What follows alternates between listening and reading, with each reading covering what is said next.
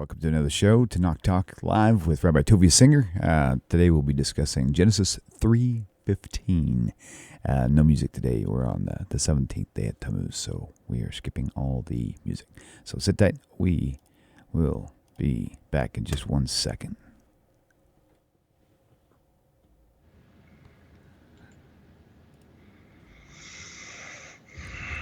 All right, Rabbi, how are you today? It's good to see your happy face, bright-eyed and bushy-tailed.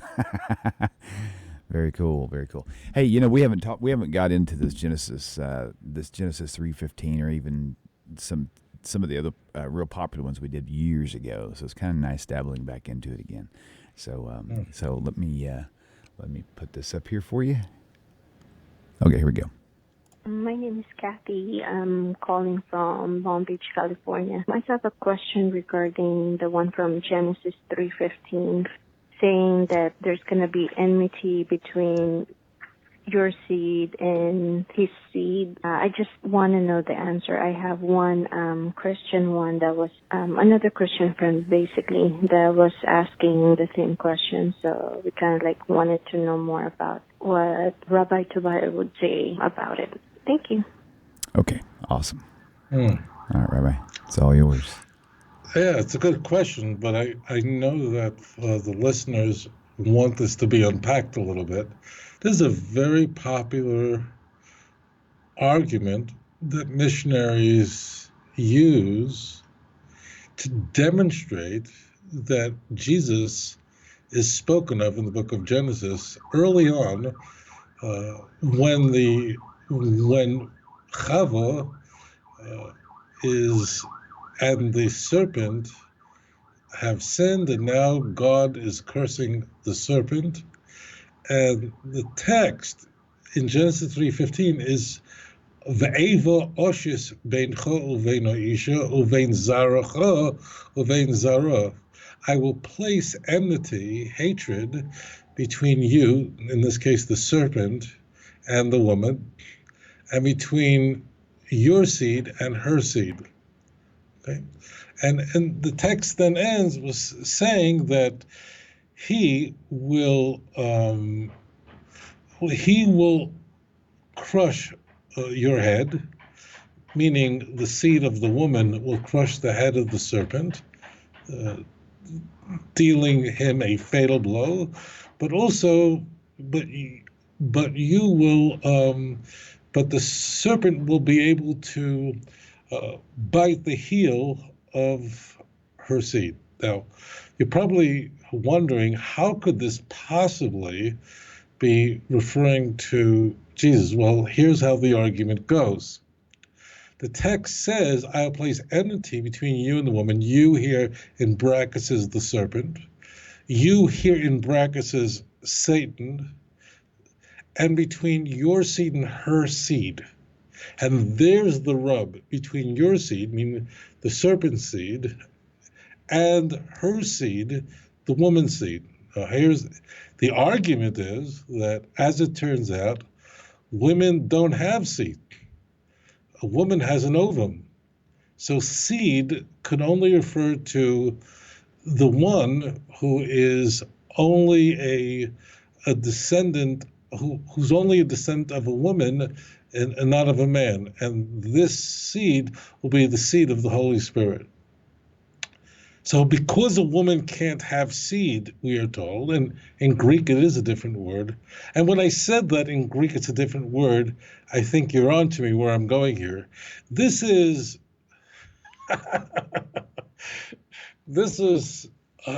Cirque du Soleil hermeneutics. This is a circus act. So this is 3-card Monte in the old days in New York. I don't know if they still do that in New York, but I'm told they do that stuff in London, where someone sets up 3 cards and just shuffles it in front of you and takes a bet and is able to just switch the card. It's just torturous stuff.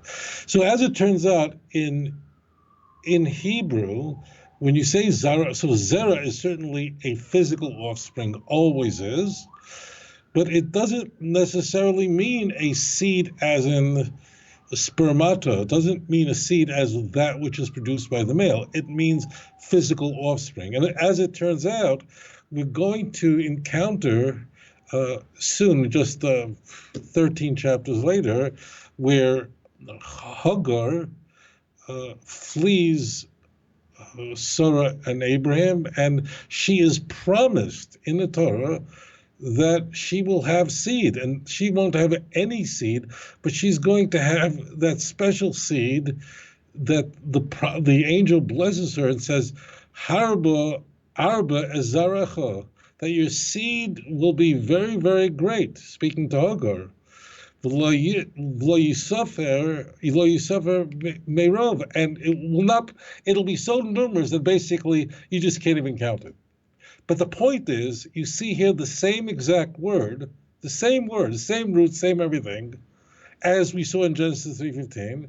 But here in Genesis, I don't have the Christian Bibles in front of me, but I'm sure many of them in Genesis 16, verse 10, translate Zaracha or Zarech as offspring or descendants, but not in Genesis 3:15.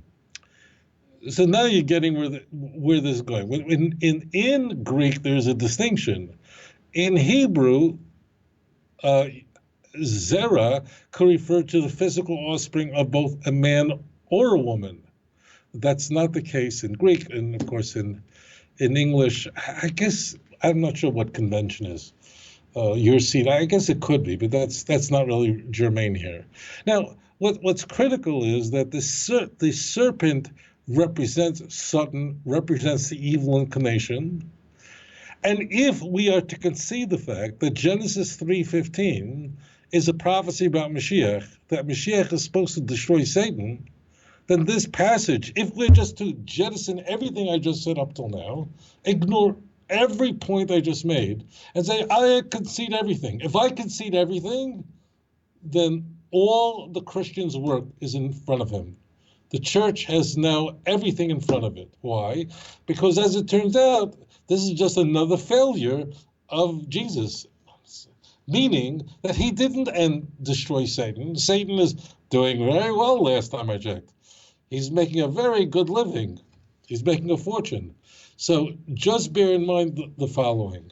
If Genesis 3:15 is talking about Satan, then Jesus failed in destroying Satan. Satan's still around, if that's what the Messiah is supposed to do.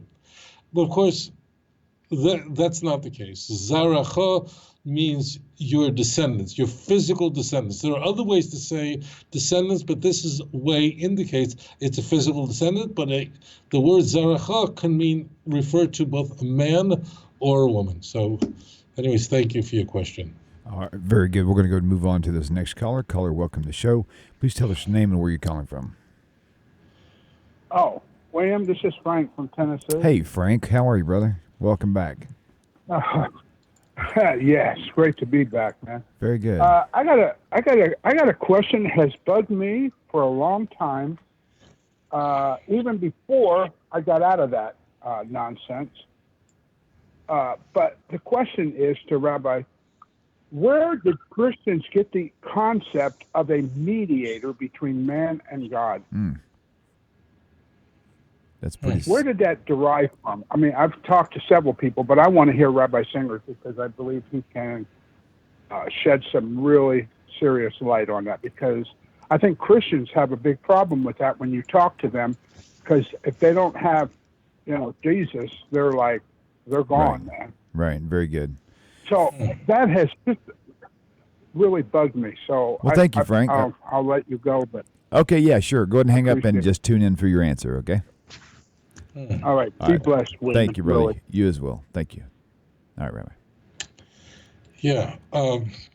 So the word mediator comes up famously in 1 Timothy 2:5, that there is one God and there is one mediator between God and man, and that's the man Jesus Christ. Now, clearly, 1 Timothy is a pastoral epistle, is conveying that there's one God. And the author of 1 Timothy, and that's a little controversial, but not germane to your question, because the idea of a mediator also will come up in Hebrews. Hebrews was definitely not written by Paul, but whoever wrote the book of Hebrews would have gotten a gold star and an A+ from Paul. And we have the similar idea in a book that Paul definitely wrote, and that's Galatians 3. And Galatians 3 is conveying that in fact the law was given through angels. This is very strange. In Galatians 3:19, Paul is seeking to weaken the covenant made by the law, and to demonstrate, here's the context, the superior covenant made through faith. That's what Paul's goal is. Paul's goal is to convey that the covenant that God made to the Jewish people at Mount Sinai, according to Paul, 430 years after the covenant that God made with Abraham, is inferior, and in fact was given through angels. Where he gets this from, nobody's quite sure. But now the question is, where does the term mediator come from? The key of mediator is that it's a Greek concept that conveys that God is way up there, and he is completely and thoroughly unapproachable. He is the creator of the heavens and the earth. No doubt, he's the creator of all things. But you're a dirty person. You're sinful. You can't go directly to God. God won't even look at you. Therefore, you need a mediator. You need somebody to go between you and God, because you can't talk to God. God is done with you. But God did provide a man who came to take on your sins, and he goes between you and God, and that's Jesus. That's the mediator. This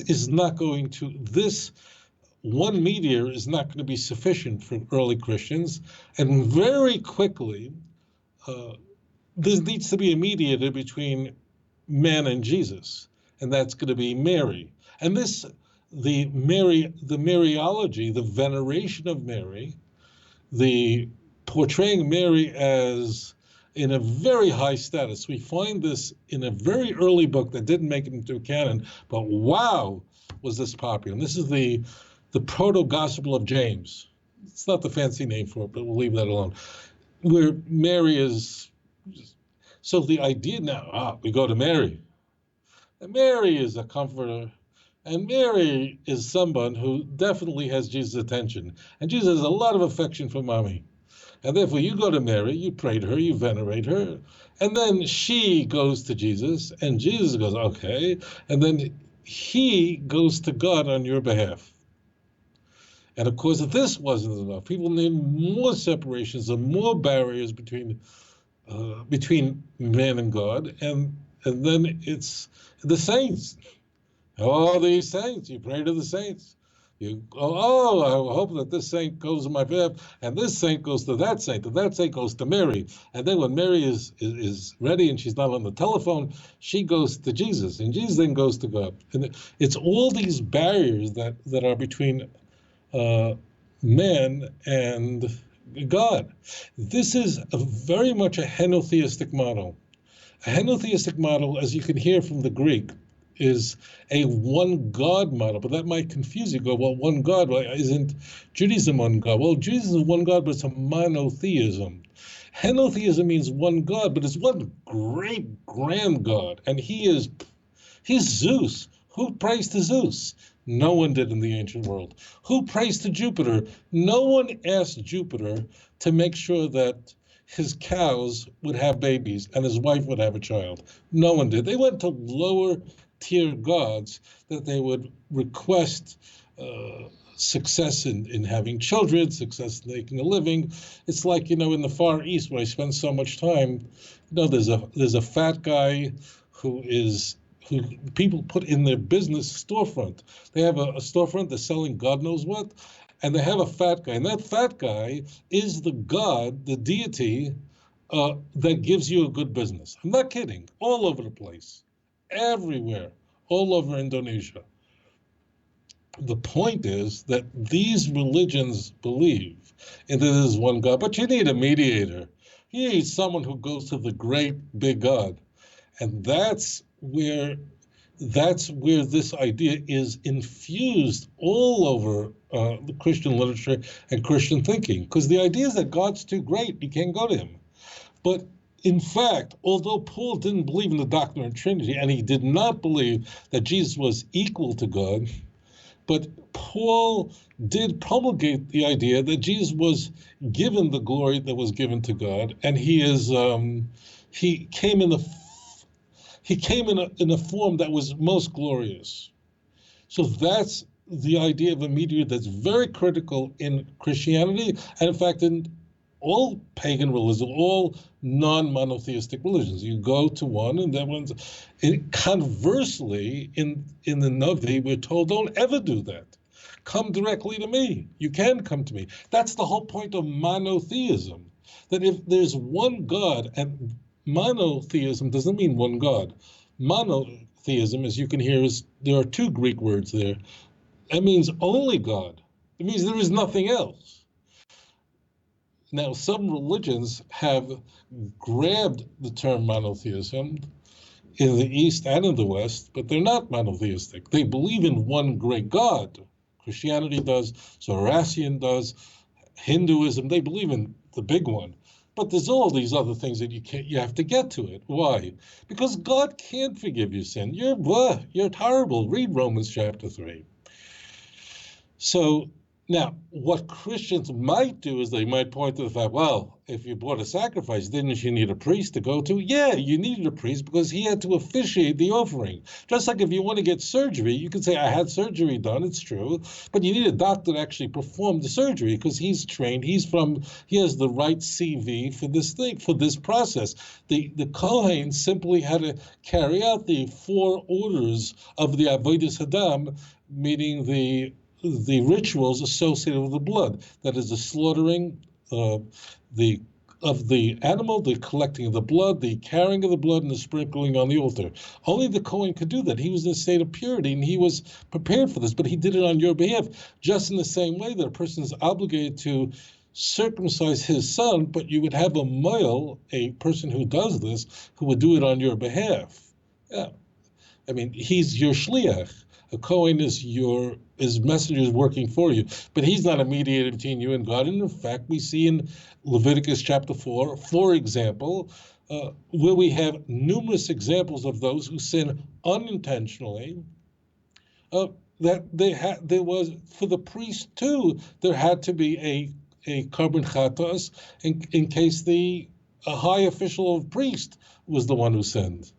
So in Christianity, there really is a mediator, but the mediator means that you're going to Jesus, and Jesus then going to God, right? So, and God so loved the world that he gave his only begotten Son, so that anyone who would believe in him would have everlasting life and not perish.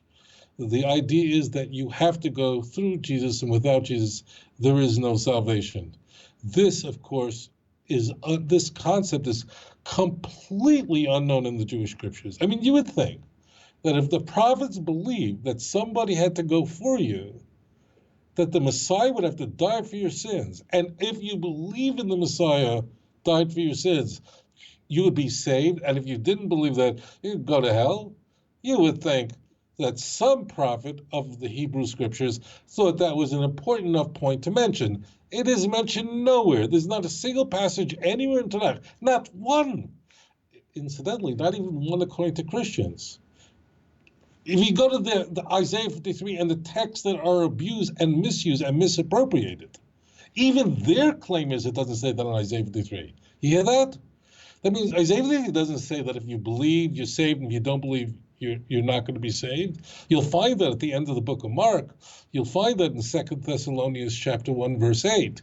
You'll find that all over the New Testament. You won't find it once. Do you think, was God hiding these matters from us? How silly. So, in essence, there's chas v'chalila. There's no mediator between us and HaKadosh Baruch Hu. And in fact, today, the Haftorah that's read on a fast day is Isaiah 55, where the pasuk says, the prophet says, stay away from this stuff. Dirshu Hashem b'himatzo. Seek the Lord when you find him. It doesn't say seek a mediator. It says seek the Lord when you find him. Kra'uhu b'yosei karayv. Scream out to him when he is nearby. Well, what does that mean? If you find God, what do you have to seek him? What do you have to scream if he's nearby?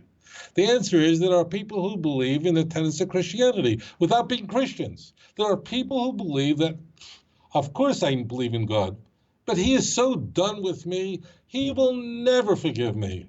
I'm toast. So the prophet says that's not true at all. HaKadosh Baruch Hu wants to talk to you, no mediator, nothing in between. And the next verse says, if the person of iniquity, the person who sins, turns away from his sinful ways and his sinful laws, God will have mercy on him and he will surely forgive him. No blood mentioned, nothing. No sacrifice, nothing. I will forgive him. Why? For my ways are higher than your ways. My thoughts are higher than your thoughts. That's what the Navi is here to tell you. No mediator. Come to HaKadosh Baruch Hu, he'll forgive you. Did Isaiah just forget to mention the point about Jesus on the cross and Calvary? The answer, of course not. That's an invention of Christianity, and Christianity didn't really invent that, but took ideas that were well known in the pagan world, transposed them, gave them a Jewish outer sketch, and presented it as the fulfillment of Judaism. And in fact, as it turns out, it's an abomination. Anyways, Frank, thank you so much for your question. All right, that was definitely a great question indeed. All right, so I'm going to introduce this next caller. Caller, welcome to the show. Please tell us your name, where you're calling from. Whoa, one second. Okay. Brooklyn. Hey, go ahead. Who do we have on the phone? Hi, it's Steve from Brooklyn. How are you, Steve, everybody? brother, how are you? Welcome back. Great. Thank you for everything, guys. First of all, Rabbi Singer, I hope you have an easy fast. That's the first thing. Second of all, Baruch Hashem, my neck is 100% better. Physical therapy has cured me of all my pain. No Great surgery, news. no insanity, Baruch no Hashem. laminectomy. I told you. Hashem. I told you, sweetheart. Who told you? Who's your daddy? You are the best. I told you, Who's your don't daddy? get surgery. Thank you. All right. So I have an interesting question, and this comes up from my conversations with our dear brethren on King's Highway, the Chosen People's Ministry, Mishagoyim, crazy people. Now, we have Matthew 5. We have the Sermon on the Mount. It seems that Jesus is very frum, very orthodox, keep the law, don't even change a tittle. Then we have Matthew 23, where it says, listen to the rabbis. Then we have Paul telling you, don't listen to the rabbis. The rabbis are a bunch of idiots. They don't know what they're talking about. The law is a curse. So is this Bible schizophrenia, or should I say, typical Bible sloppiness, which makes Jews for Jesus have a very tough time? Or is this an indication of a shift from Jerusalem to Greece? In other words, it started out in Jerusalem. You had the Church of Jerusalem. You had the Ebionites and the Nazarenes who were, quote unquote, following the law. And is that little vestigial remnants of their wanting to follow the law? And then is this a shift to paganism? That's my question. Very cool. Question clear? Yeah. Yeah. Absolutely. Thank you, Stephen. Okay, brother. Well, go ahead and hang up. Off the wall, but that's who I am. Hey, thanks a lot. take care. All right, shalom. Bye-bye. All right. Shalom. All right, Rabbi. That's a good one. So that's a really very, very good question, because as it turns out, there was a early Christian sect, we are told by the church fathers, their writings did not survive, called the Ebionites, perhaps another group or the same group, Nazarenes. They looked to these kinds of sources of passages from the Sermon on the Mount, Matthew 5:17. Think not that I've come to abolish law. I didn't come to abolish it, but to fulfill it. If anyone changes even the smallest amount, will be considered least in the kingdom of heaven. And the thinking is that this passage found in Matthew is a reflection of a very primitive view of Christianity that made its way into this gospel. and that is that Jesus didn't come to abolish law, that you had to keep the Torah. And then this tradition, Matthew wasn't there inventing stuff, but he was assembling information from four primary sources. And one of those sources is an M source, and that's where this comes from, a source that's unique to Matthew. And you raised another passage, and that's Matthew 23. Matthew 23 is a scalding chapter where Jesus, we are told, excoriates the sages of Israel, the Pharisees and scribes. It's synonymous. It means the Orthodox Jews. It's an anachronism, but that's what it means. And before this chapter is going to scream all the way to verse 39, it's not a pleasant chapter for most Jews to read. The first two passages set apart that distinguishes between the information conveyed by the Orthodox Jews, because that's what Pharisees are, and what they do and how they behave. What they are conveying to you is directly from Moses. The information shared by religious Jews is directly and is reliable. And in fact, you should do as they say. But then it's going to scream all the way through saying that do as they say, but don't do as they do, because they're hypocrites and vipers and so on. So Matthew certainly has a tradition conveying that a person is supposed to keep the law of Moses and so on. However, know that the people who are conveying this information are themselves a wicked people, and he uses the language of theater, calling them hypocrites. Hypocrites in the Greek means that they're it's a term that conveys someone who is an actor in live theater. And that tells you a little bit about Matthew and Luke, that theater, which was invented in the city-state of Athens, it's only 2,500 years old, that was not a Jewish environment. But there's a lot of color and painting and all over these chapters, and that tells us a little bit about the writers. The writers were Greek. Their orientation was Greek. So Mark's statement, for example, in for instance, Mark 7, verse 20, where we are told that essentially Jesus had made foods permissible, that's not the kind of passage you would find in the book of Matthew. So Matthew is incorporating a more primitive expression of the Christian religion, namely that you are to keep the law. Now, I thought about this a lot because my sense is that what is being conveyed is a little different. I think Matthew is more in line with Paul, because what Matthew says is that unless your righteousness exceeds that of the Pharisees, you have no place in the kingdom of God. Now, given that the Pharisees and scribes, the standard that they practiced, the standard they expressed was the gold standard. That's very important.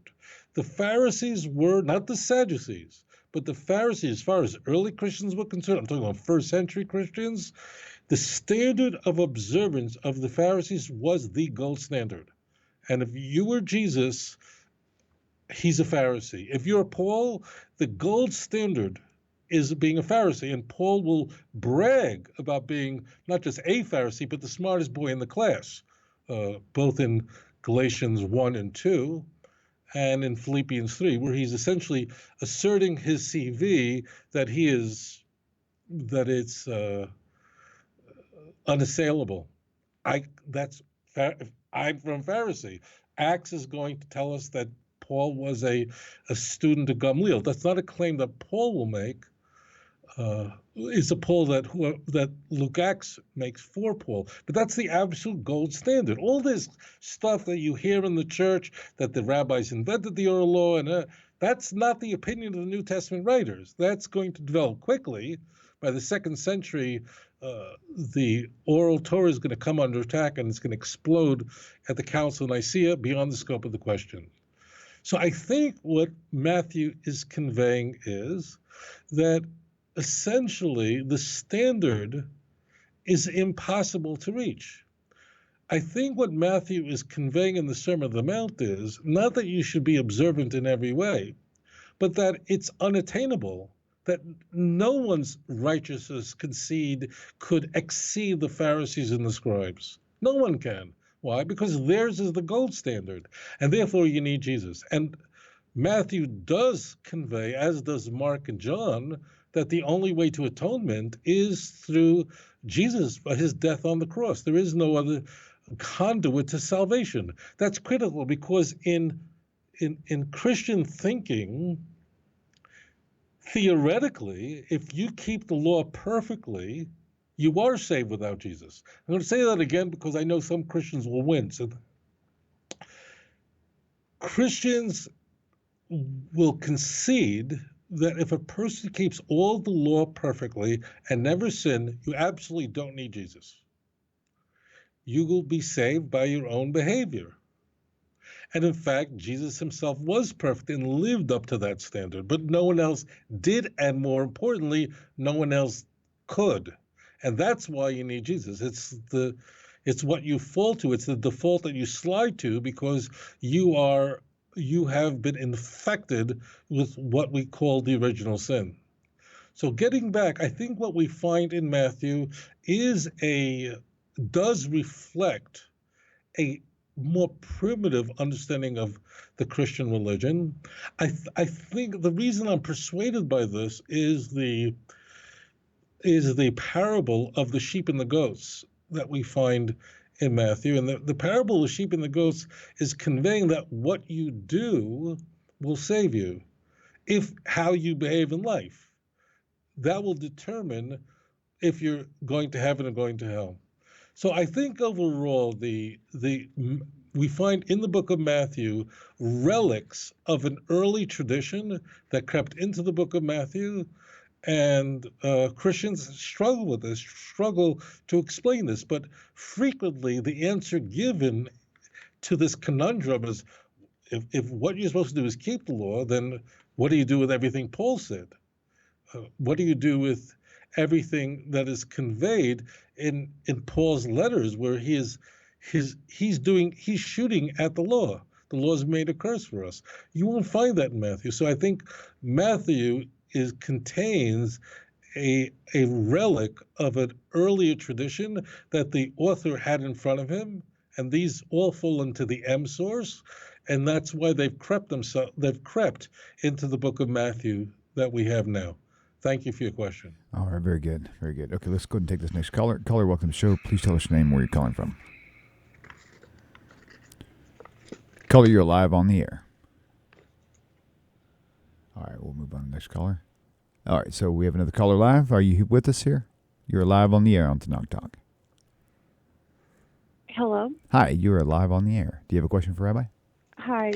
Yes, I do. I was wondering how Christians could read the Bible and not understand that everybody in there is righteous according to God and he loves them very much, but they're always saying how nobody can be righteous, and then they proclaim that they read the Bible and study it. I was just wondering how they come to the conclusion that nobody can keep law. Okay, Rabbi, are you good on that? Oh, yeah. Okay. Very, very much so, yes. Okay, very good. Thank you for your question. Just go ahead and disconnect now, and you can tune in for your answer, okay? Okay, thank you. You bet, thanks. Rabbi, if you would restate that question for me. Yeah, so the question is very important. The Christians insist, and this is not, they didn't come up with this. This is real Pauline stuff, that everybody is a sinner. We have all inherited the stain of the original sin. Augustine conveyed this as in a realism, in a sense that everyone was present in the sin that occurred in the Garden of Eden, and therefore every single person is a sinner. We all fall short of God's expectations, and therefore you need Jesus. See, what the Christian is saying is that Of course, you can go to your synagogues and wax forth with great prayers, no question about it. And Christians will admire those prayers. Christians are not offended when they go to synagogues. The reverse is not the case. But when Christians go to synagogue, they hear prayers from the Bible. They love it.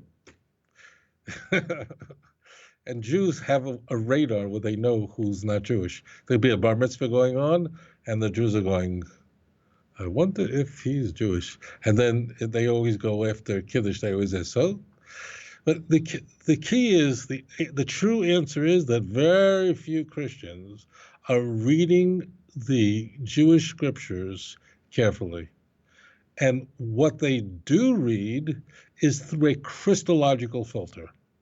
Now, surely they do study Genesis a lot, because Genesis does contain important things, not necessarily Christological, just the creation of man, the sin of Adam and Eve. Of course, that's going to be read Christologically, but they're going to read about Abraham. I skipped over the flood. These are very important to Christians. The stories, the history, brilliant. But besides that, they're not, when they come to Genesis 26, verse 5, where it says that the reason why Abraham was given the covenant because he kept all my commandments and his statutes and laws, that's like it whiffs by them. That's the way it is.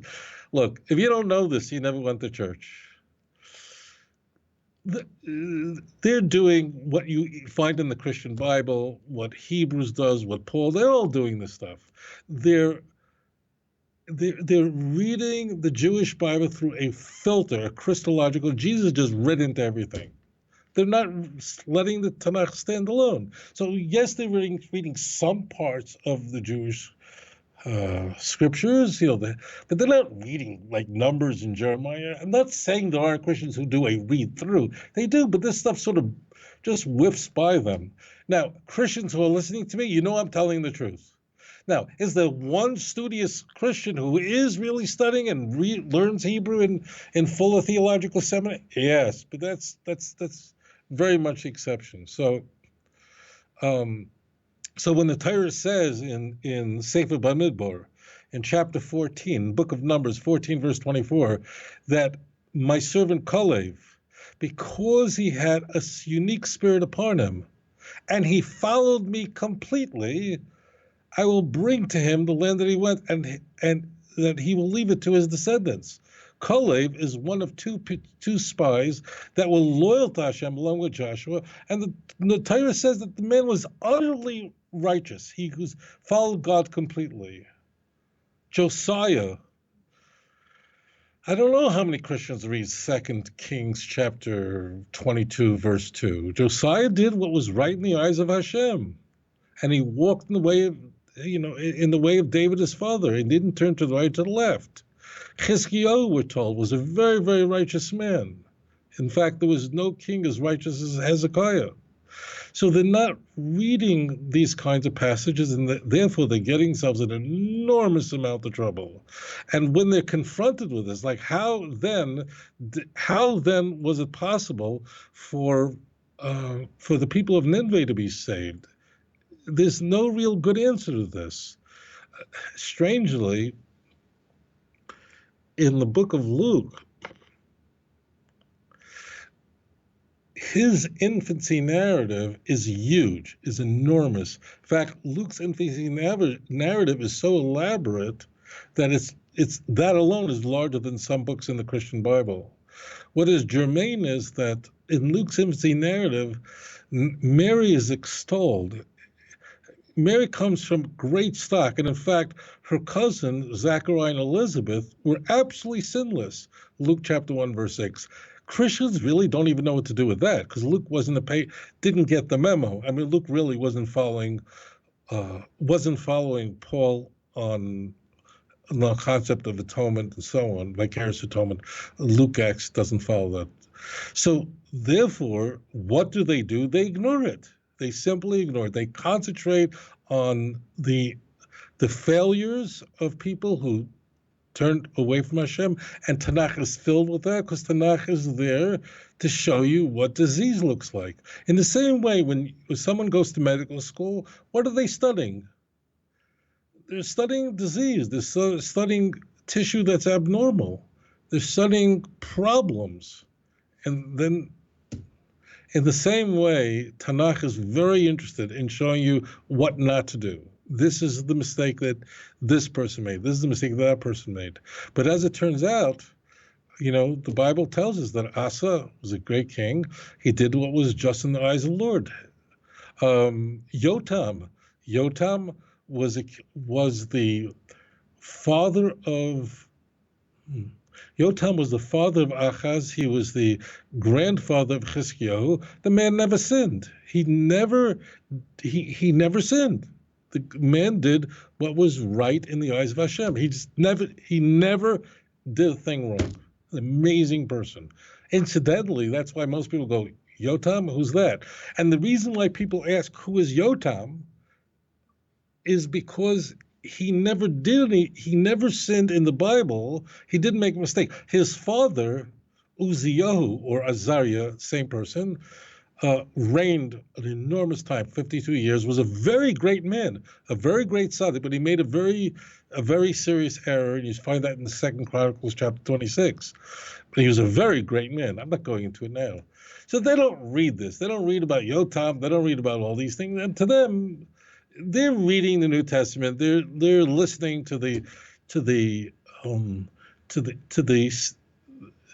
they're listening to what their pastor or priest says from the pulpit, and that becomes their reality. Very few Christians will go, hold on a moment.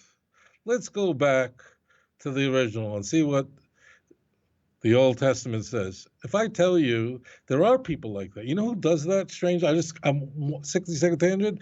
Is today in the church, Judaism is becoming very popular, really popular. I mean, in churches they have pastors coming out wearing a tallit, a prayer shawl, Hebrews all over the place. Hebrew, anything Jewish is very big.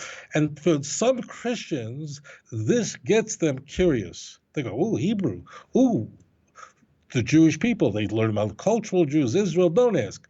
And they then do start to study the Jewish scriptures more fervently, and they're all converting to Judaism. If I tell you today, and anyone who knows this, there's a line backed up around this country of people who are not Jewish, who are evangelical Christians, who now are pounding the door of the rabbinate who want to convert to Judaism. Pounding, or trying to get in. There's a lot. If they had a one-day sale where today you could convert, you don't have to go through 1 or 2 years of preparation, so on, there would be hundreds and hundreds. I don't even know the number. No one knows the number. So as it turns out, Christians are studying the Jewish Bible through a Christological filter, and therefore they're just simply blind to this. Anyways, thank you so much for your question. Okay, very good. We're going to move on to the next caller. Caller, welcome to the show. Please tell us your name, where you're calling from. My name is Robert, and I'm calling from Austin, Texas. Hey, Robert, we're local, man. We have to grab coffee sometime. Yeah, that'll work. Yes, cool. Love to do that. Well, my question to Rabbi is, I've been trying to get an answer to this from some Christian teachers, but no one seems to know what the right answer is. And I'm talking about Acts chapter 15, which is widely known as the first ecumenical council of the church, where I guess the apostles call Paul and have him come down there, and they're asking what he's preaching. And anyway, James ends up giving him a letter to take back with him to the Gentiles. And then in Galatians, in Paul's letter to the Galatians in chapter 2, I believe he's talking about this council that he went to, and he misrepresents, if this is the same event that he's talking about, which I can't find any other time that Paul went to Jerusalem and spoke with the apostles. I'm assuming that this is the same event, but he misrepresents what took place there. Instead of which are basically the Noahide laws that James gave him in the letter, he says that the only thing that they asked him to do was to look after the poor, which is something that, of course, he was doing anyway. So it's kind of a misrepresentation, but I can't seem to find any Christian scholar to say that, yes, this is the same event. And I was wondering if Rabbi had looked at this, and if he had, what his thoughts were on it. All right, Rabbi, are you clear on this? Yeah, you're juxtaposing Acts 15 with Galatians 1 and 2. Okay? Yes, sir. Very good. All right, thank you. Okay, thanks for your call, brother. Okay. Okay. Thanks. All right, here we go. All right, Rabbi, take it away. All right. As it turns out, this would be, I don't want to say, I was going to say this is a minor difference, but that's not true.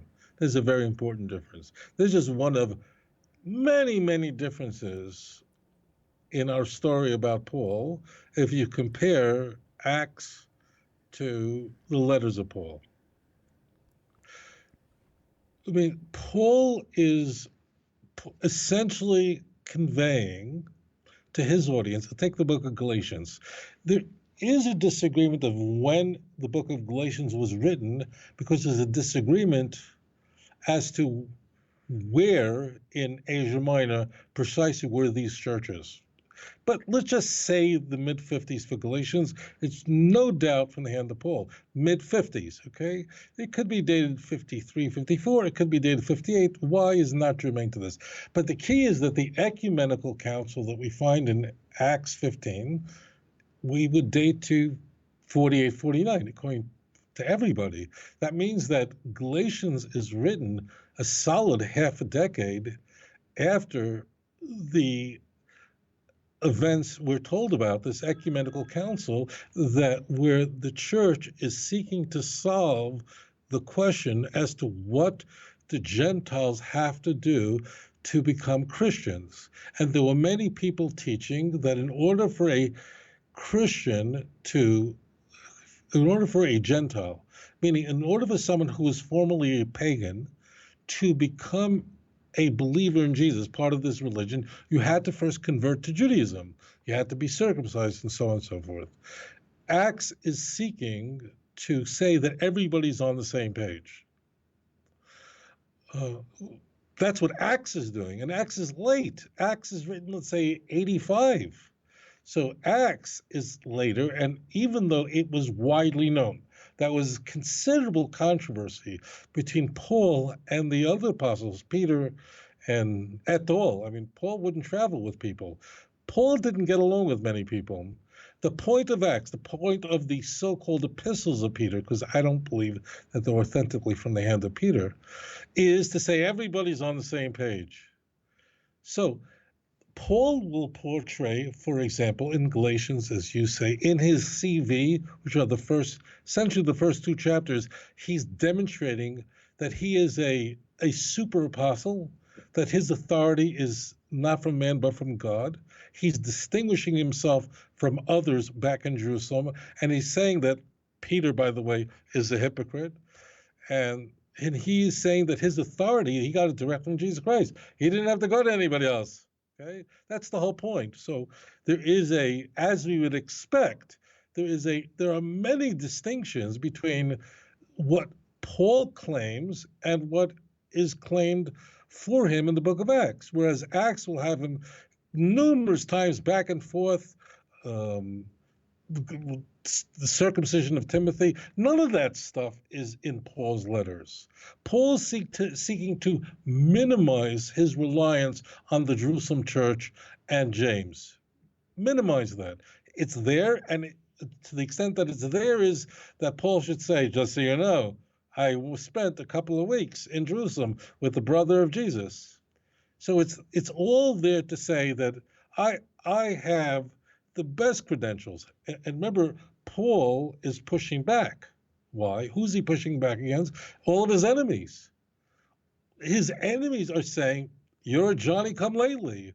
Paul's opponents were not religious Jews. They were fellow Christians who held a different Christology.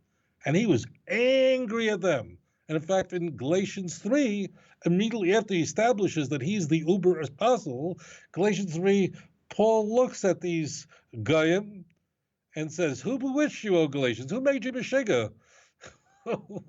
And then he goes, Galatians 3 is what Galatians is all about. 1 and 2 is about establishing his credentials. So Paul is going to, in every case, want to minimize his reliance on the Jerusalem church. He's not interested in talking about how he was involved with the circumcision of a man who was of a Jewish mother and a non-Jewish father. It's in Acts. He doesn't want to talk about it. He doesn't discuss it. Why? Because that goes against everything he talks about in 5 and 6 of Galatians. Circumcision doesn't come off well. In fact, Paul speaks in in a grotesque way. In Galatians 5, he literally says, yeah, if you want to, why don't you just cut the whole thing off? I'm not kidding. So in sum, I don't think that Paul, when writing his letters, thought they would make it into the Christian Bible. There was no Christian Bible time. I don't think he was writing his scripture. I think he was writing to churches that he established. And I say churches because Galatians is the only letter of Paul that's written to many churches. So the timing is not the same. The Ecumenical Council in Acts 15 is to convey that everybody's on the same page and believe that in order to be a follower of Jesus, of course, you have to believe in Jesus, but you have to keep what are today known as the 7 Noahide laws. Paul changes all that stuff. And we're told in Acts 15 that you can't eat from the flesh of an animal that was offered to idols. Well, guess what? Look at 1 Corinthians 8. What does Paul say? If the idol's nothing, it's nothing. What? So you're asking a question about Acts 15. I would say that the most the greatest departures from Acts 15 is 1 Corinthians 8. It's just one of them. Go count. Take your time. Count in the book of Acts how many journeys did Paul make to Jerusalem, and then count it in the letters of Paul. There's a distinction. There's a reason for it. Paul's letters are seeking to minimize his reliance on Jerusalem, that he is superior to those who are in Jerusalem. What he has is directly from Jesus Christ. He has direct dialing. He doesn't have to go. He doesn't rely on anybody. He doesn't rely on disciples. He goes direct. And therefore what he has is superior to them. And you can be sure Paul was a very disagreeable man. People didn't like him. He didn't get along with people. There are these people. You've met these characters in your life. You ever meet these people who are just impossible to get along with and are just fighting with everybody and just they won't have any. Paul won't even travel with Mark. He just doesn't know. Paul's yummy followers are his little friends, those women who follow around. They were his cheering squad. But the significant people, he's above them. And the book of Acts it's not that he didn't get the memo at all. He did. The author of the book of Acts is seeking to demonstrate that Paul's Christology is supreme. And that's why by the time we get to Acts chapter 10, Peter is off the stage. Peter is gone. That's it. He's gone. It really is, the book of Acts should be called, not the Acts of the Apostles, but should be called the Acts of Paul. It really is about Paul. But the book of Acts has a different agenda than Paul does. Acts certainly wants to convey to the reader that Paul is supreme, but he does not want to convey that other apostles were low, were wrong, were inferior. He doesn't want to use that kind of language. The book of Acts the author of Acts is going to want to minimize James's role. James is not going to come very much, has no choice in the Jerusalem church, but is scant. So the answer to your question is that Paul deviates from the book of Acts. Now, writings of Paul are much earlier than Acts. Paul's letters are all 30 years older than the book of Acts, at least. So when I say Paul is deviating from Acts, that means Paul is presenting himself as much as possible as being the supreme apostle who he gets directly from Jesus. He doesn't need anybody. There's no one else that has to go between him. And Acts wants to say everybody's on the same page.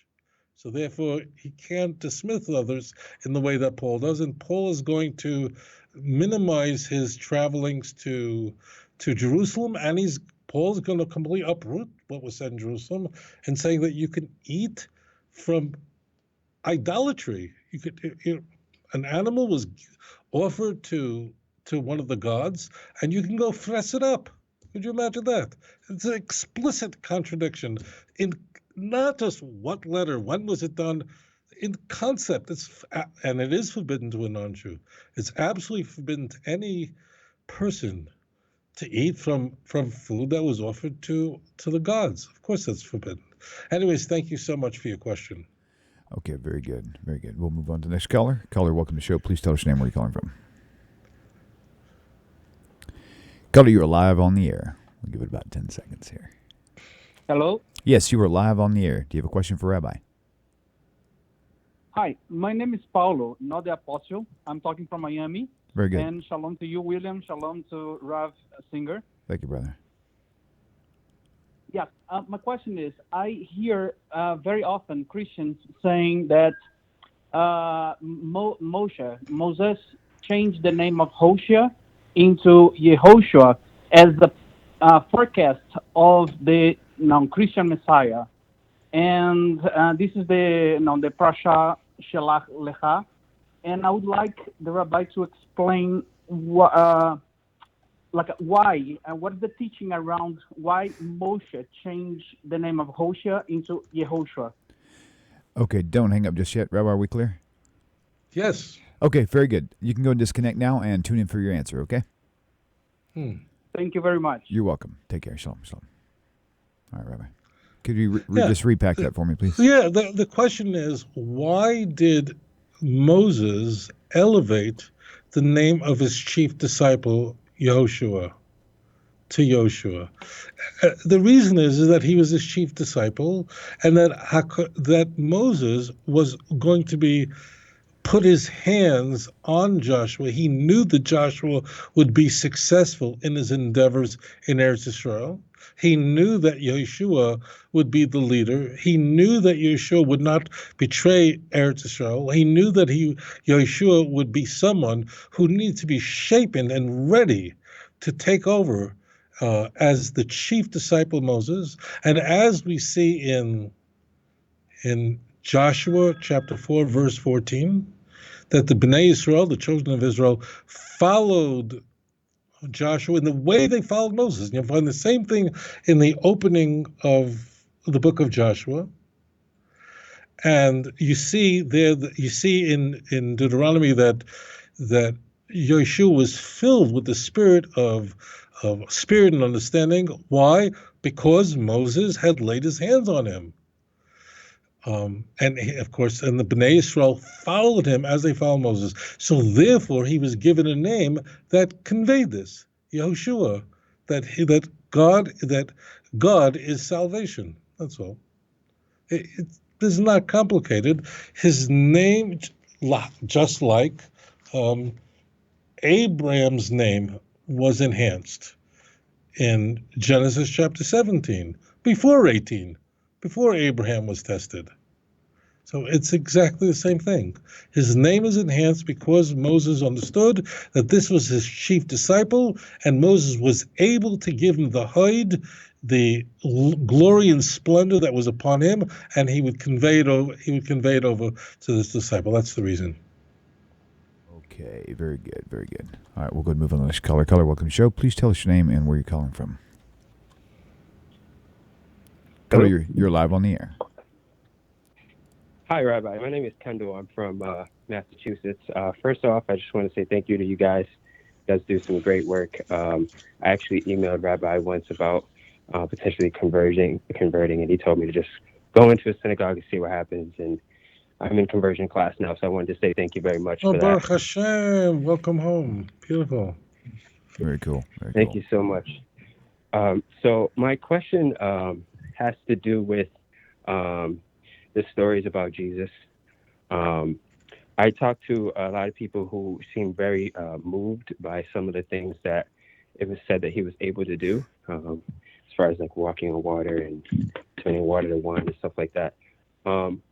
I was always under the impression that we weren't supposed to be necessarily swayed by that, partially because of like what happened to Moses with the priests of Egypt and how they turned their staffs to snakes too and stuff like that. So I was just wondering if you could speak on that, Rabbi, and whether or not like magical things or fantastical things really mean something is of Hashem.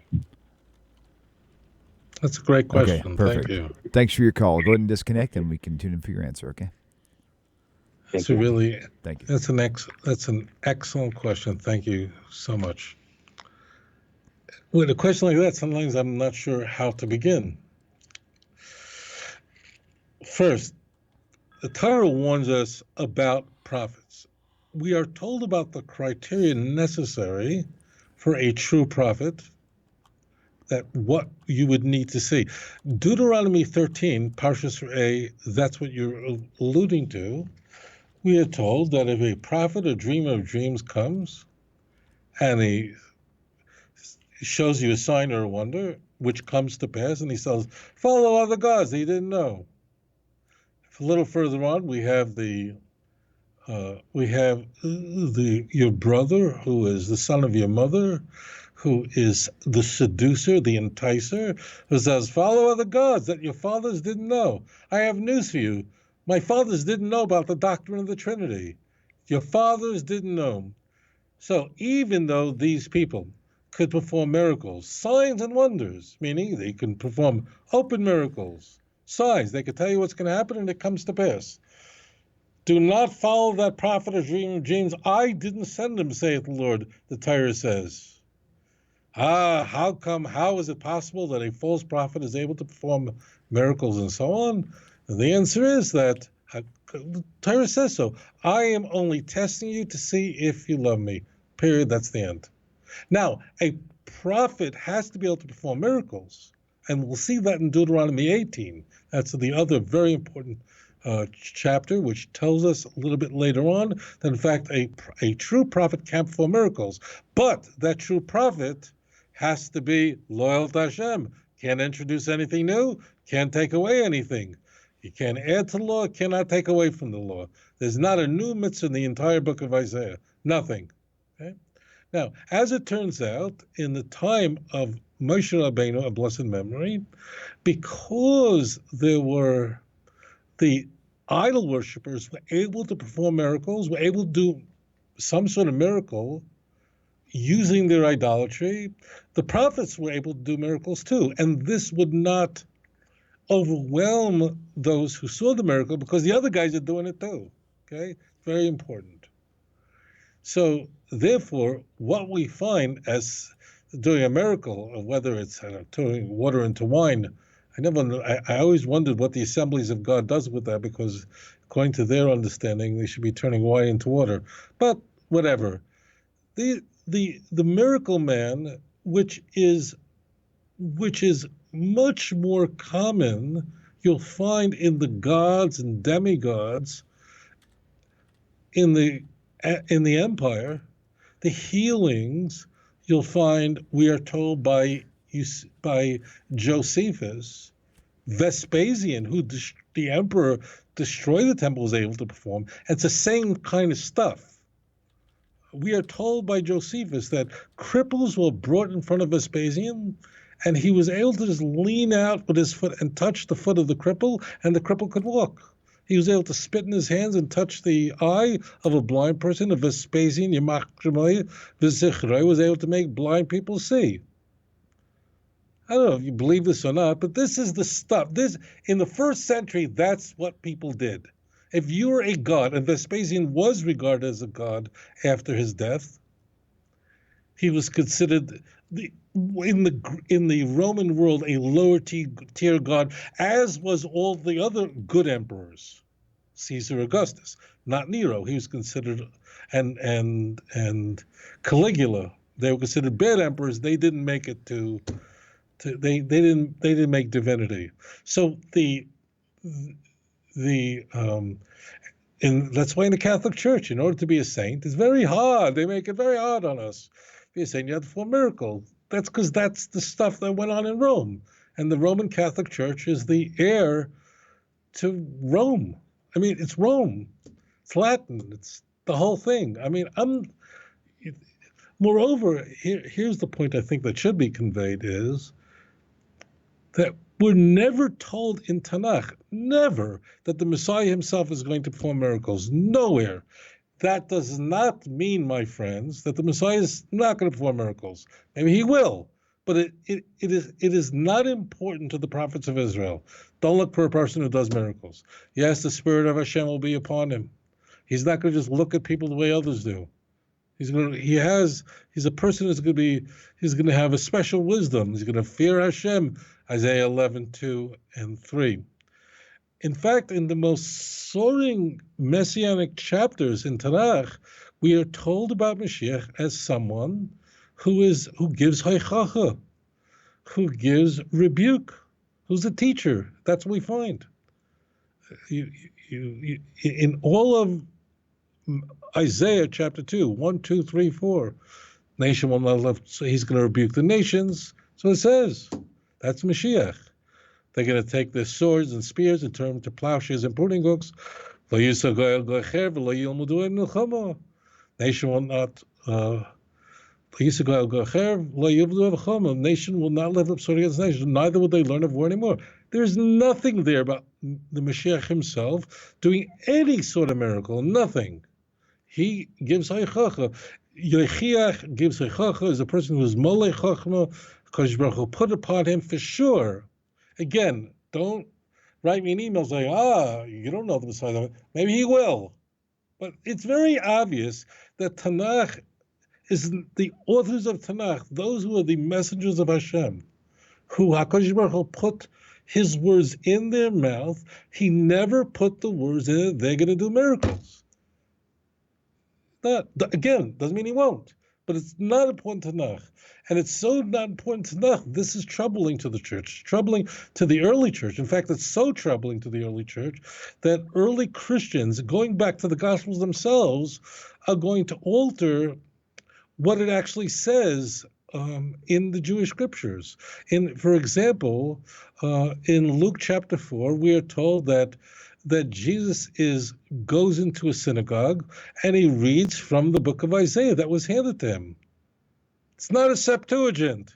He reads from the book of Isaiah. And as he's reading it, in verse 18, he's told, this is a quote from Isaiah 61, that the purpose is to bring the Spirit of God is upon me, because he anointed to bring the gospel, the good news to the poor, and to proclaim the freedom to the captives, and to recover sight to the blind, to heal the blind. Recover sight to the blind. Go back to Isaiah 61. It isn't in there. I'm not kidding. If you take a Christian Bible and you cross-reference Luke chapter 4, verse 18, it will tell you in every Christian Bible there's a quote of Isaiah 61. And then you just use the King James. You don't have to use art. I nearly said it doesn't say art scroll. They don't use an art scroll. Art scroll, obviously. If these jokes are too complicated, let me know. Art scroll wouldn't have the book of Luke in it. If you take the King James and New American Standard, then it makes no difference. Just so you know that this is not the opinion of some rabbi in Jerusalem who's not a fan of the Christian religion. They all tell you that Jesus is reading from the book of Isaiah, and he's quoting from Isaiah 61. And you go to 61, and giving sight to the blind is not there. It's an interpolation. Why? Because the author of Luke wants to convey that the Messiah is a miracle man, because that's the way people thought of the God-man. Now, when I say God-man, in the Greek and Roman world, God-man didn't mean God created the universe. He's up there, but he's not that high. Octavius was not Jupiter, but he's a very high person, okay? But that's the kind of stuff emperors do. That was how people thought in the ancient world, in the Greco-Roman world. And the New Testament is a product of the Greco-Roman world, not a product of Judaism. It's just borrowing stories and then filling it in with, it's all about Jesus. So, and warning, this is so interesting, so interesting. So when you ask a Christian, well, how did Luke interpolate in chapter 4, verse 18, to give sight to the blind, to heal the blind? Like what? So they'll literally say it's in the Septuagint. I'm not kidding. And Jesus was going from the Septuagint. Could you imagine? Now, we've talked about that the Septuagint is a Christian product. But the crazy thing is, if you go to Luke and read it, just read Luke 4, 16, 17, 18, it says there that Jesus went into a synagogue and he was handed the book of Isaiah. And he was reading from the book of Isaiah. He was reading from a scroll from the book of Isaiah. He wasn't reading from the Septuagint in the synagogue. And everyone misses this. You know, people ask me, how come Christians don't see what it says in the Jewish Bible?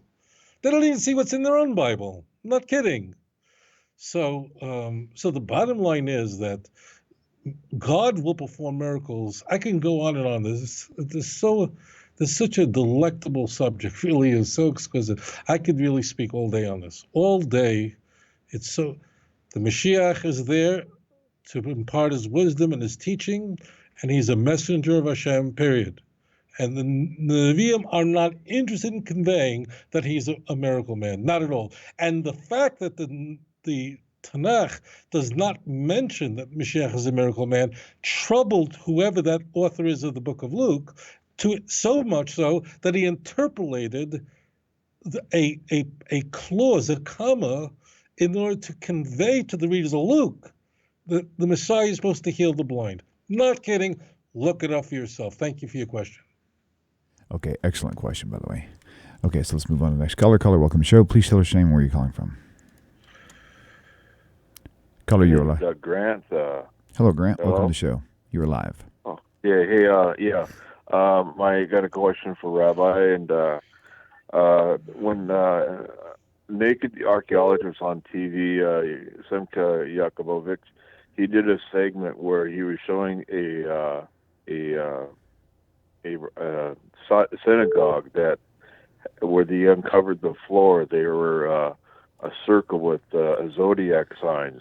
My question is were there groups of people in those days that were mixing paganism with Judaism in those days? So that's a very interesting question. I'm going to thank you for your question. Yeah, go ahead and disconnect now. Thank you. I'm going to answer this question briefly because this is not, I've never, I know Simcha, but don't tell me, I've not seen this film. So I'm not sure precisely what is being conveyed. Probably, so I'm just thinking here, what synagogue we're talking about? Probably a synagogue in North, probably a synagogue in Tiberias, probably, but I'm not sure. And I don't know what he said, so it will be impossible for me to comment on this with any certain knowledge. The idea that there are certain times, mazalos, certain times of the year, which are propitious for certain events and certain character is known in Jewish literature, but like everything else, the nations of the world took Jewish ideas and then interpolated all sorts of pagan ideas into it. So I don't recall, I may have been to the synagogue, if we're talking about the synagogue in Tveria, and my guess is that I know too little about this. So it's possible that a synagogue in the north was influenced by pagan ideas, and it's also conversely possible that pagan ideas were taken from a Jewish idea, but then violated and made to be idolatrous. It's quite possible. But I'm just not an expert on this topic, nor am I familiar with the film that Simcha made. So I'm going to just say I don't know enough about it. But in fact, just so you know that the mazalos is discussed in the Talmud and Tractate Shabbos, but of course the pagan world took these ideas and interpolated all kinds of pagan ideas. But again, I shouldn't comment on something I'm not thoroughly familiar with, so I'll just leave it there. Thank you for your question. Okay, very good. We'll move on to the next caller. Caller, welcome to the show. Please tell us your name, where you're calling from. Yes, you're live on the air. Hello, Rabbi Singer and William. This is Joseph. Joseph, good to hear from you. By the way, Rabbi Singer, I hope to see you in Jerusalem, Shana Haba Yerushalayim. If I could know which synagogue you go to, I will go and visit you. I would probably be there in February. So I would like to see you in the synagogue over there. Why don't you send me an email and let me know when you'd like to meet?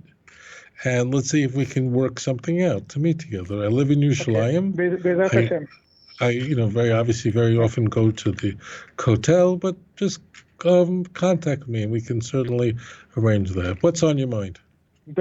Okay, so because I see a lot of text about conversion, so I wanted, Rabbi, if you can clarify that to people, that rabbis will help you convert, but they cannot convert you. It has to go through Bedin.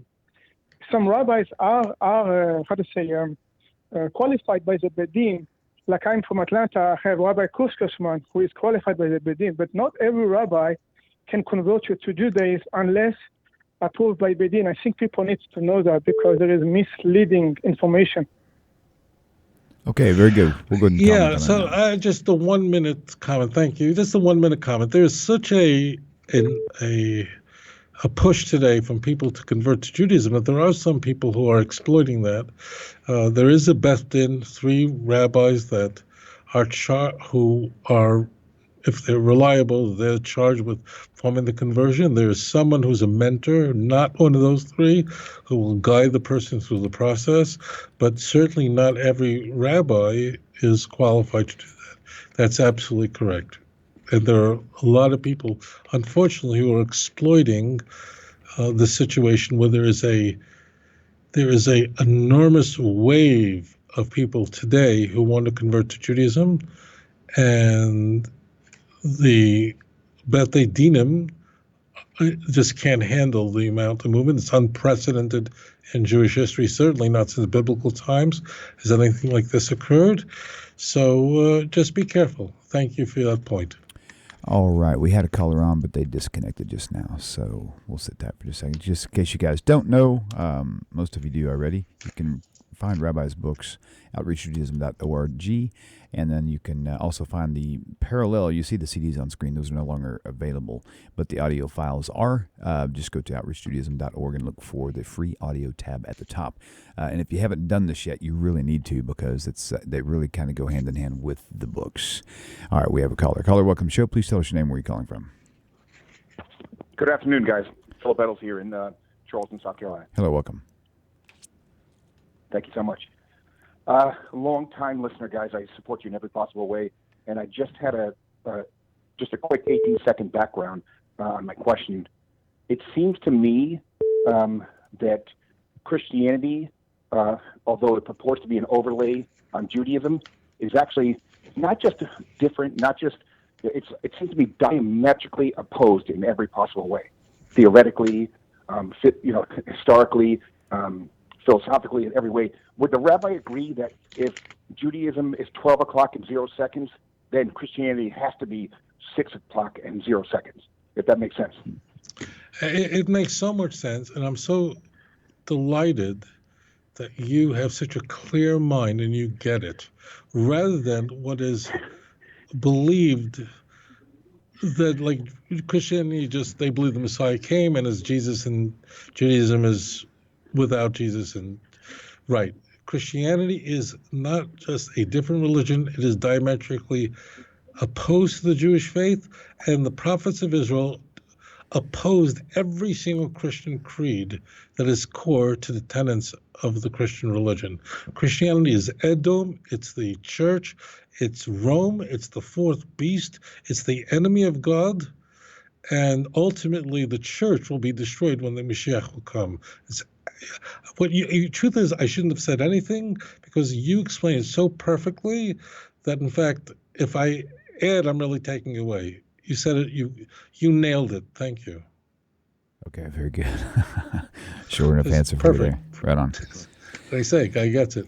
Very cool. Right. Very cool. Well, we've got some time left over here. If you guys have any questions, 855-952-4253. The number's on your screen. We got a bunch of calls back to back to back, and they went to voicemail because I could only take one at a time. So I know people are trying to get in. It's all about timing. So get your timing right, and we'll get your answer or your questions answered. There's a call right there. Let's take this caller. Caller, welcome to the show. Please tell us your name, where you're calling from. Hi, my name is Brian from Indiana. Hello, Brian. Welcome to the show. I wanted to go back to the Genesis and wondering what it meant by the stars being for signs and seasons. I get the seasons part, but what about signs specifically? That's a good question, actually. What passage are you referring to? Um, Oh, you're talking about not quite sure. Genesis I'd have to- chapter 1, excuse me. when things were created, yes. Of course, I forget. That's great. My wife just asked me the same question yesterday because you've got the whole thing with astrology and astronomy, and it's supposed to be forbidden. So why is this happening? Anyway, add that in there if you don't mind. Right. Very cool. Very cool. Okay, thank you. Go ahead and hang up now, and you can tune in for your answer. All right. Thanks. Bye. Thank you. The answer, I was going to say, that's so easy, but then the caller might feel bad. I don't want to do it that way. That's okay. The question is that. The purpose of the celestial bodies is not to be an object of worship. Although Christians revere Sunday, the day of the sun, the purpose of the celestial bodies is to tell us what time of the year it is. Ultimately, we're going to find out a little bit later, HaKadosh Baruch Hu did not send apart the Bnei Yisrael, Klal Yisrael, the children of Israel, yet. So we're introduced to know the seasons. We have to know which holiday it is. Look at Leviticus chapter 23, for example, where the Torah goes through all the festivals of the year, beginning, as we would expect, with Passover in the first month, and going all the way through to Sukkot. And then there's an allusion to Hanukkah in Leviticus 24. If you go through it, you'll be very surprised, even though Torah is much earlier than Hanukkah. But what we do is we look at the moon to determine when there would be a new month. And that is the purpose of the celestial bodies. The celestial bodies are not there to be an object of worship, to be a mediator, to be a source of in fact, in this early stage, the sun isn't even called the sun. The word for sun in Hebrew is shemesh. And as it turns out, shemesh means sun, but shamash also means a helper, an agent. Like if you have the 8 candles on the Hanukkah menorah, there's actually a 9th one, and we use that 9th candle to illuminate the other 8. That's called a shamash. Shamash is someone who helps, who's an agent. It's not the source, it's a helper. And it's interesting that in the very early stage in the Torah, prior to Avram Avinu, prior to Abraham, our father, of blessed memory, the sun is called the great light in the sky. It's not even called it's Abraham. That's a shemesh. It's only a helper. It's not to be, don't bow down to it, my gosh. It's not an accident, all these Christian pictures where you have the portraits. Jesus is there like this, and he has got a big sun behind him, and the disciples have big suns, and Mary's there, she's got a big glow around her, and everyone's got the big sun behind her. It's all pagan stuff, Believe me, when Constantine, they say, converted to Christianity, like he jettisoned Sol Invictus, believe me, he didn't. In fact, following Constantine's conversion to Christianity, which was following a very important victory on the battlefield, to which he attributed his success in the battlefield to the God of the Christians, he was still printing coins with Sol Invictus. Sol Invictus means the unconquerable sun. So what is being conveyed is this is what the celestial bodies are there for. They're there to serve here, not the other way around. The Torah is not interested in talking about astronomy either. Torah is not a science book. It's not interested in that. Torah is, you'll figure all that stuff out. The Torah is here to tell us how to live your life. That's it. Period. That's it. Torah will use science, will appeal to it, will use history, but it's not a history book. Not interested. So what we encounter in the first chapter of Genesis, when you talk about the celestial bodies, what we are encountering is the 4th day of creation, to know that the purpose of these celestial bodies is just to know the time. Pesach, for example, we'll find out later on in Deuteronomy chapter 16, right away. We're told that Pesach can only come out in the springtime. Pesach can only come out in the springtime. It can't be a pure lunar calendar because a pure lunar calendar is 354 days if there are 12 months in a year. There's nowhere in the Torah we're told that it's supposed to only be 12 months in a year. So there's a formula that Klal Yisrael has from HaKadosh Baruch Hu of how to calculate the precise length of a year. So the what is laid down before us, what's laid down in front of us, of the purpose of celestial bodies is just to serve us. That's it, period. There is, of course, something that we can discover only because we have the good fortune of living in the 21st century, and that is it solves the question of Tanakh. The science that we discovered in the early 20th century conveyed to us by Einstein that light and time are umbilically connected, answers a question that was otherwise difficult to answer, in that why did God create light first? Why did he need light? It means sun is created on day 4. But light didn't wait for the sun. There was a primordial light. We don't know the length of these of creation because whatever a day was, whatever that was, it just had nothing to do with the sun, right? Day 1, day 2, day 3. So what is being conveyed is for us to discover. At the same time, we are encounter information, new information that's not Newtonian physics, but it's information that we have from Einstein. Now we say, oh, to begin everything, to have time, you have to have light. Hashem surely didn't create light because someone turn the lights on, I can't see what I'm doing. Sitting with a screwdriver. Could someone point the flashlight, right? Someone's making something, fixing an electric switch. Hey, buddy, could you turn on the light? I got to see what I'm doing. Hashem didn't need the light to see anything. So what was the imperative to create light before the sun? Why? Why didn't HaKadosh Baruch Hu wait for light when the sun came? The answer is that light was necessary for time. Without light and time, there's no time. Without time, there's no universe. So now we know, wow, look at this. Sometimes we have to wait. Sometimes we have to wait thousands of years to figure this out. So that's what we find. We have great discoveries in the creation, but don't look to the stars and the sun and the moon and all these things as an object of worship. They're there to serve you, not you it. That's the message. Thank you for your question. All right, good answers right there. Okay, so we'll take this next caller. Caller, welcome to the show. Please tell us your name and where you're calling from. Hi, my name is Becky, and I'm calling from Canada. Hi, Becky. Welcome. And the question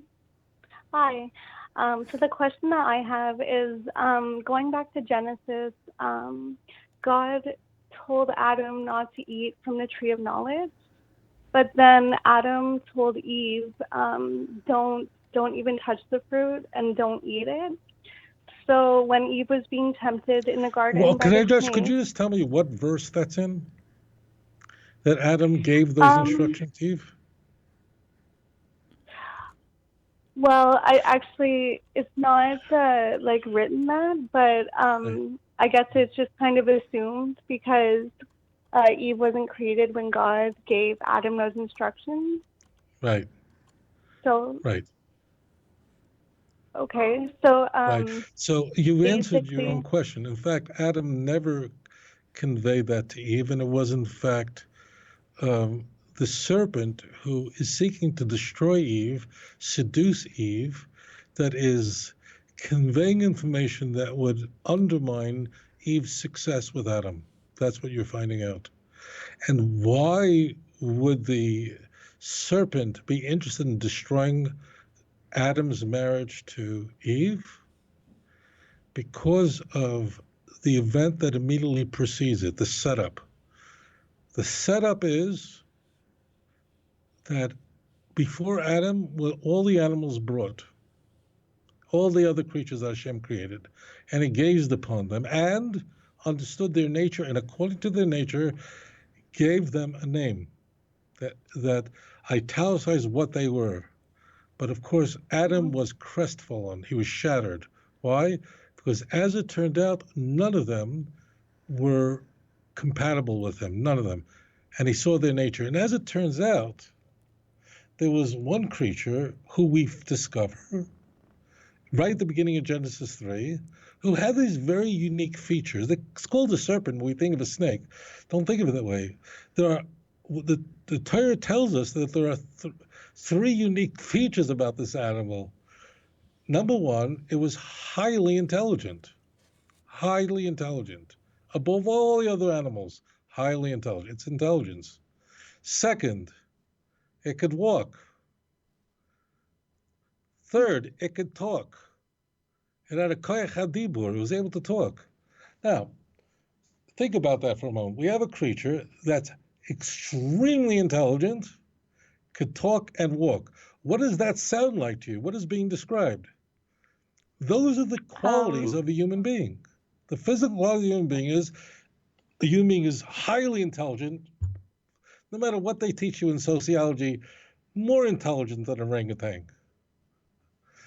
And it could walk, and it could talk. And whatever they tell you, the animals can make noises and signal some more sophisticated. None of them could talk. None of them have koyach hadibur. None of them. None of them could create sentences. Doesn't exist. So what is being conveyed is that this nachash was not selected. Not selected means Adam saw through it. Adam recognized that this nachash, although it displayed qualities that sound really close to humans, it wasn't human. It didn't have the neshama. Adam wasn't compatible with that animal. And you can imagine which animal was most unhappy by losing that contest? The nachash, of course. And the nachash sought to sabotage the relationship between Adam and Chava because the nachash thought it should have been chosen. And it's going to do that by conveying defective information to Eve that's going to throw her off completely. And ultimately, the punishment is you, nachash, sought to shatter the relationship between Adam and Chava. You wanted to be a candidate. Not only are you not going to succeed at that, but this is what's going to happen to you, nachash, you devil, you. You're never going to have a relationship with Eve. Not only you're not going to have a relationship with her, her descendants will hate you and want to kill you. Go ahead with your follow-up. Oh, yeah. Sorry, so how did Eve know she wasn't supposed to eat from the tree if Adam didn't tell her? So the snake just randomly came and told her that, or I don't know. No, so Eve had information, but she had information, as you correctly point out, was secondhand information. She didn't hear it directly from God because you're right, she was created after the warning. So she had the information, but obviously there is no comparison between being the person who hears it firsthand and the person who's getting it through a shliach, through an in-between. And as a result of that, Eve was more vulnerable to being misguided. And that's why the nachash didn't try to misguide Adam, because Adam had it firsthand from God. But the key is, what I would convey to you is that instead of, which is typical, is normally we look at all these vignettes that are just pow, pow, pow in Genesis, and they seem to be disconnected. I would submit that, in fact, each of the stories sets up the following story. Eve was more vulnerable because what she knew was from Adam Arishon, and as a result of that, she was more vulnerable to a confusing message. And, of course, the fruit was a fruit that displayed was something that just looked delicious, we're told. And she was enticed by this, and the serpent was initially successful. It would be ultimately the failure because the serpent not only didn't gain the affection of Eve, the Torah tells us in Genesis 3:15 that in fact the seed of Eve, meaning the offspring of Eve, would detest the serpent and would seek to would crush his head, which is a fatal blow. The serpent, conversely, would succeed at biting at the foot of a person, which usually is an injury, not fatal. So, but man has the power to destroy Satan. And in case you're not sure that what I've conveyed to you is a correct homily of the text, we only have to go to the very next chapter immediately in a conversation between God and Cain, where the Almighty, blessed be his holy name, conveys this, that in fact sin is lying behind the door. You are the object of his desire, but you can master over him. Exact same message. You can do it. You can master over this devil. Just be strong and of good courage. Thank you for your question. Very good. Okay, we'll take the next caller. Caller, welcome to the show. Please tell us your name, where you're calling from. Hello, shalom, everyone. This is Ari from the Bronx, New York. Hey, shalom, Ari. My question for the rabbi is Isaiah 37, verse 1. Was that plagiarized of 2 Kings, verse 19? How should I understand that?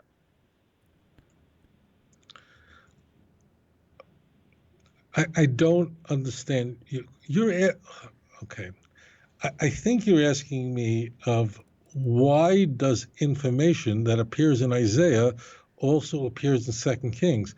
I should just convey to you that Isaiah couldn't possibly plagiarize Kings because Isaiah is much older than the book of Kings. Isaiah was written by the prophet Isaiah. The book of Kings was written more than a century and a half, nearly 200 years later.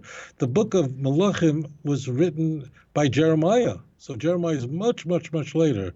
So the question, now there's no plagiarization because what you find in Isaiah, what you find in 2 Kings, you're talking about 18 and 19, and what we also find in 2 Chronicles, it's even later than Jeremiah, are similar, but you always want to look at the story side by side, and each is providing that harmony, a little bit of a different harmony, okay?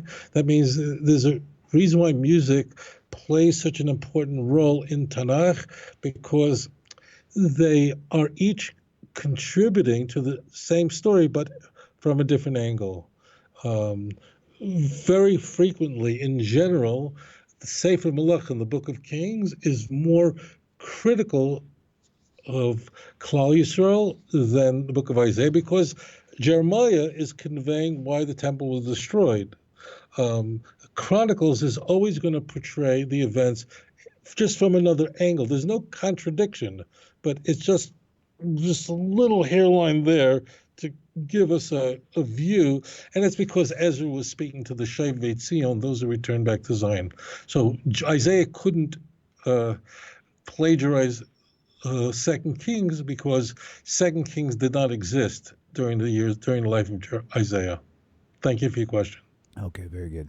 All right, we'll take this next caller. Caller, welcome to the show. Please tell us your name, where you're calling from. Caller, you're live on the air. Do you have a question for Rabbi? It sounds like they disconnected. Okay, cool. Okay, phone line's open, 855-952-4253, 855-95-BIBLE. So be sure to call in with your question. A lot of people are trying to ask questions through YouTube, and 99.9% of the time, that's not going to happen. It won't be able to get through because it's a live call-in show. However, during a time like now, as such, I'll see if I can spot one in about 10 seconds or less. Yeah, maybe we can call it a day. Okay.